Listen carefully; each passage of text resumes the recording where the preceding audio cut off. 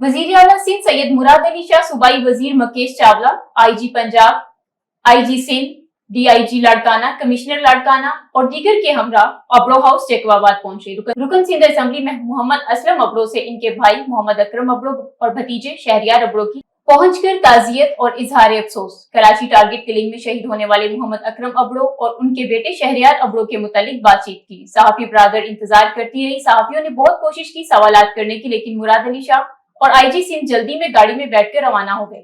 सहाफियों का एहतजाज। वजीर आला सिंध के आने से कबल सफाई और सिक्योरिटी के सख्त इंतजाम किए गए थे। रिपोर्ट कर रहे हैं न्यूज बॉक्स के नुमाइंदे अब्दुल बाकी। जी बिस्मिल्लाहिर्रहमानिर्रहीम।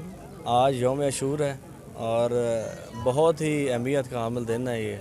शोहदाए करबला की याद में सबीलों का लंगर का सिलसिला जो इत्माम किया जाता है। यहाँ मैं अपने गांव में कसर अब्बास जूसा बलोचा हमारे मामबार का है और जंग का दूर दराज ये देहात है मौला जूसा बलोचा।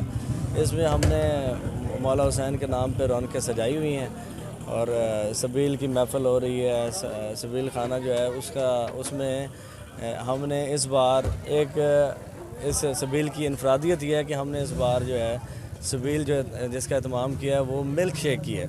और मेरे ख़्याल में पूरे पंजाब में ऐसा सच कोई ख़बर जो है मेरी नज़र से कम नहीं गुज़री जो अज़ादार ने मज़लूम करबला बड़े एहतमाम करते हैं। अल्लाह ताला साहब का कबूल फरमाए।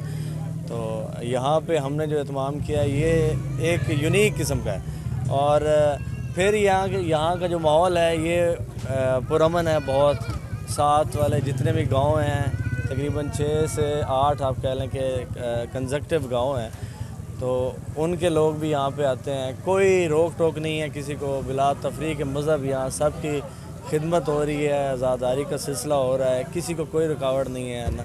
और DPO जंग और DC जंग की तरफ से जो इंतजाम किए गए हैं वज़ीर आला पंजाब मोहसिन नकवी साहब के विजन के मुताबिक हम उनको शुक्रिया अदा करते हैं, उनका खराज अक़ीदत भी पेश करते हैं कि जो जिस तरह से पूरे ज़िला जंग में एक सिलसिला आज़ादारी का अपने पुरअमन अंदाज में एहतमाम पजीर हुआ है और DC साहब और DPO जंग साहब ने जो जिस अंदाज में कोऑपरेट किया है लाइसेंस दारान के साथ और आज़ादारान के साथ वो काबिल तहसीन है।